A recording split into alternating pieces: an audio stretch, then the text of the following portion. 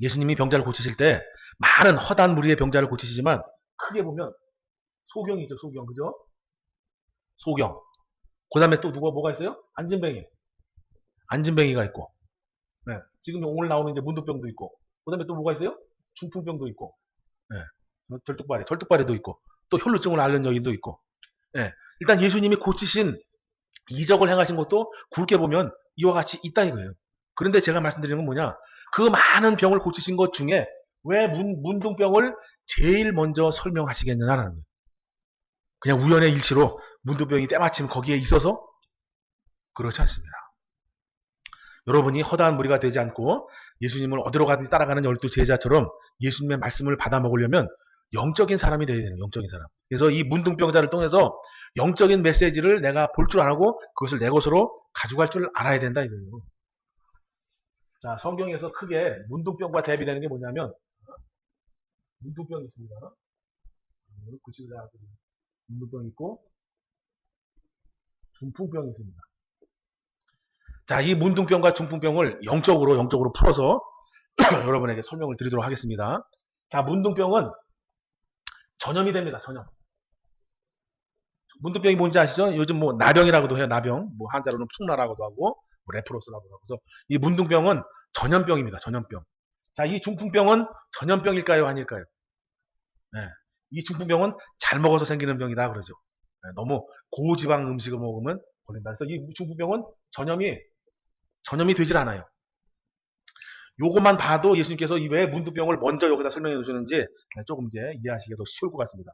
자, 성경에서 보면 문둥병을 대하는 예수님의 모습과 중풍병을 대하는 예수님의 모습, 또 문둥병을 앓는 우리의 모습과 중풍병을 앓는 우리의 모습이 조금 달라요.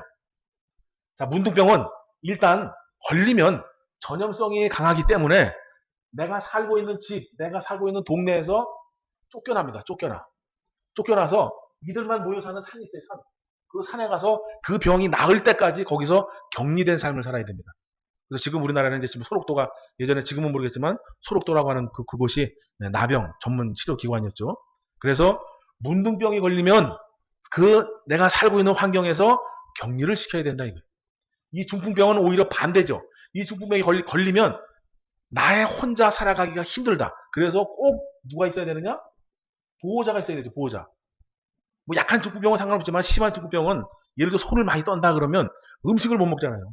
입에도 오기 전에 다 흘려버리니까. 심지어 뭐 빨대를 꼽아서 먹는다라도 이렇게 흔들려가지고 못 먹지 않습니까? 그래서 문둥병과 중풍병의 차이는 뭐냐? 문둥병은 걸리면 사람들과 있으면 안 되는 거고 중풍병을 걸리면 사람의 도움이 필요한 거다. 필요해. 그래서 예수님 앞에 나올 때도 중풍병 걸린 사람은 4사람이 메고 오죠. 4사람이. 그죠? 이런 들것에 의해서 4사람이 메고 안 되니까 막 지붕을 뜯어가지고 그 위에서 달아내려서 예수님을 만나게 하죠. 그러나 여기 본문에서 중풍병은 혼자 모든 걸 다 싸매고 혼자 예수님 앞에 나온 거예요. 나와서 나의 병을 고쳐달라라고 예수님 앞에 간구하는 그런 모습을 보이게 됩니다. 그러면 요거는 지금 현재 이제 눈에 보이는 것만 설명드리는 거예요. 육적으로 문둥병은 격리돼야 되는구나. 중풍병은 보호자가 필요하구나. 이건 육신의 눈으로 바라보는 거고 이것을 이제 영적으로 바라보면 문둥병은 죄를 상징하는 거예요. 죄. 중풍병은 죄인을 상징하는 거예요. 죄인을 상징하는 겁니다.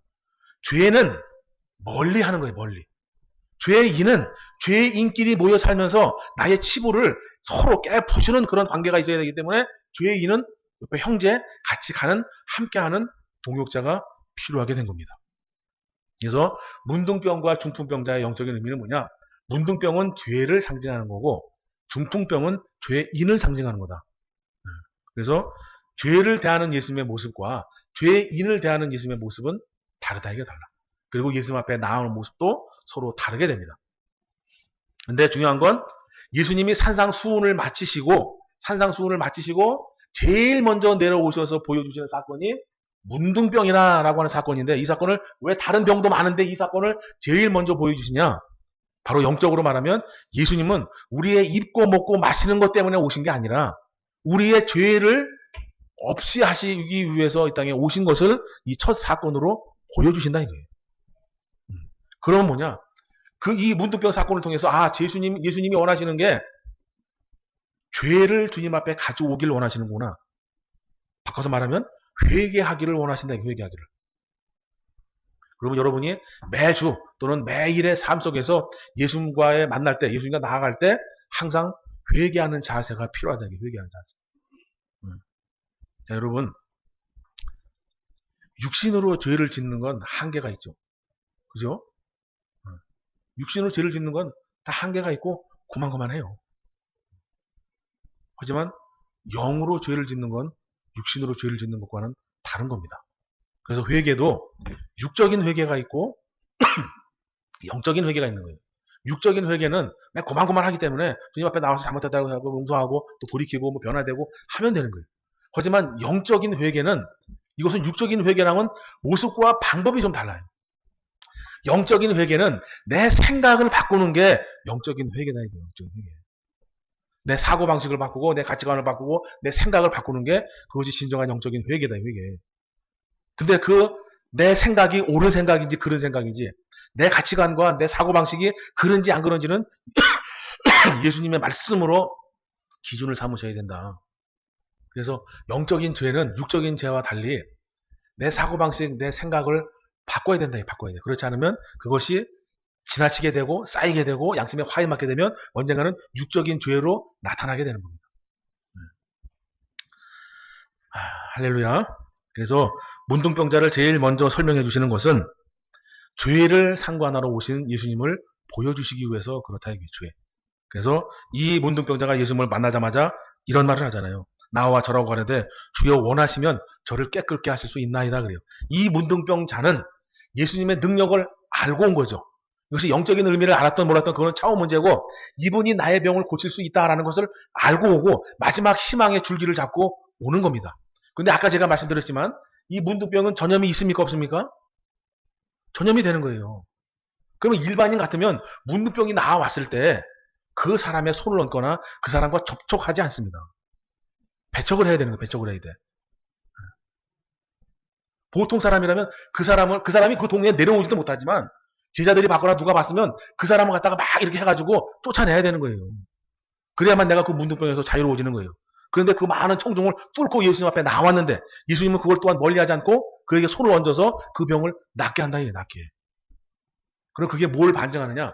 예수님은 그 위험을 무릅쓰고도 우리에게 예수님께서 이 땅에 오신 목적을 알려주신다. 그게 바로 나의 죄 때문에 오셨다는 거예요. 그래서 저와 여러분이 주님 앞에 나아갈 때, 주님을 만날 때 육적인 죄와 영적인 죄를 가지고 나아가서 회개를 하시고 고백을 하셔야 된다. 여러분, 새신자와 교회 다니는 경력이 있는 사람의 차이점이 뭐냐? 새신자는 회개의 깊이가 그렇게 깊지 않습니다. 왜? 말씀을 아는 분량도 적고 경력도 많이 적기 때문에 회개해봐야 주님 잘못했습니다. 이 정도겠죠. 하지만 신앙의 경력이 쌓이면 쌓일수록 무엇이 짙어져야 되느냐? 그 회개의 깊이가 짙어져야 되는 거예요.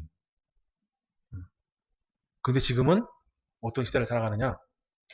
동성애가 죄가 아니라고 생각을 하고 세상에서 이상하게 굴러가도 사람들이 너무 무뎌지고 오히려 무슨 도움을 줘도 억울함을 당하는 시대이기 때문에 그게 도움이라고 하는 그 아름다운 모습이 변질되고 부패가는 그런 세상에 우리가 살고 있다 이거예요. 근데 그것이 우리의 신앙에 영적으로 미치는 것이 뭐냐?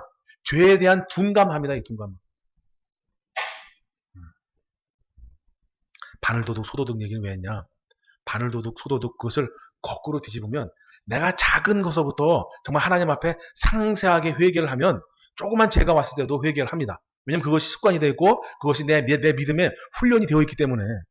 근데 회개하는 습관, 회개하는 삶이 되어 있지 않으면 큰 죄가 와도 죄인 줄 모른다 이거예요. 할렐루야. 내 죄가 무엇인지 모르고 내 죄를 하나님 앞에 고백하기가 참 거시기하니 어떻게 우리가 진정한 회개를 하면서 살아갈 수 있겠습니까? 그래서 저와 여러분만큼이라도 주님 앞에 진실한 회개를 하시면서 나아가시기를 바랍니다. 그래서 2절에 한 문둥병자가 나와 저라고 가려되 주여 원하시면 저를 깨끗게 하실 수 있나이다. 그래서 예수님께서 손을 내밀어 저에게 대시며 손을 대셔도 안 되고 손을 만지셔도 안 되는데 예수님은 하신다 이거예요. 인간 같으면 못합니다. 지금은 의학도 발달되고 면역력도 많이 증강이 돼서 이 나병이 그렇게 흔치 않은 병이 되어버렸지만 당시에는 약도 없고 치료제도 없고 다 쫓겨나서 산속에 가서 혼자 살아야 됩니다. 근데 그 모든 두려움과 그 모든 것을 이겨내고 손을 만지시는 거예요. 근데 중요한 건 뭐냐 여기서 원하시면이라 해야 돼. 원하시면. 문둥병을 어떻게 고쳤냐? 그 문둥병자가 예수님 앞에 나와서 예수님 앞에 주여 원하시면 나를 깨끗게 하실 수 있죠. 그 고백을 하는 거예요. 반대로 말하면 주님은 우리의 죄를 없애주길 원하신다. 이게 원하신다. 여러분의 회개를 원하고 계신다라는 겁니다. 그래서 주님 앞에 회개함으로 나가시고 주님이 원하시는 것이 무엇인지를 잘 깨달으셔서 나아가시기를 바랍니다. 예수께서 손을 내밀어 저에게 대시며 가라사대 내가 원하노니 깨끗함을 받으라. 우리 주님은 언제든지 내가 하나님 앞에 지은 어떠한 죄, 우리 인간이 볼 때는 참 상상할 수 없는 그러한 죄 역시도 우리 주님은 다 회개하시면 다 용서해 주신다라고 하는 겁니다.